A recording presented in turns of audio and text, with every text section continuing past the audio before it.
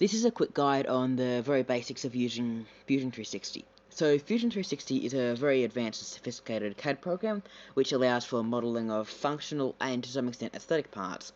So in this series we're going to go over the very basics of using it, moving around, using the tools, and go all the way to creating like a finalized finished object of really high quality. So in this first installment, we'll look at moving around and like how the interface works. So to start with, we're going to need to open it up. So I'm on a Mac. It's going to be a little bit different on a Windows computer, but you just need to find Fusion360.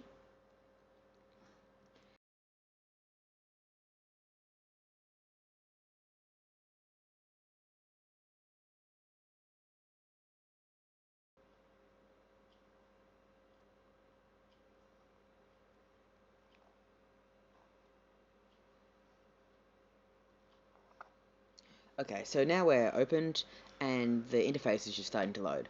So when you open Fusion360, you will start in a new blank document. So over here on the left, you can see we have the files we have. So if you go home, you can see all the folders. I have a lot. I've been doing this for quite a while. So you will probably start with nothing unless you've used Fusion360 before. So I'm just going to go and open up one of these to start with to show you what the interface kind of looks like. So this is what the interface looks like. Over here on the right we have the view cube. You can click and drag this and rotate your view around. If you take a look now down the bottom here, we have a few other tools. Let's start with orbit. So orbit allows you just to sort of rotate your view of the model around like this. You can do up, down, left, right just by clicking and holding with the mouse. Next important one is pan. So this is indicated by the little hand down here. What it lets us do is move the model in relation to our view.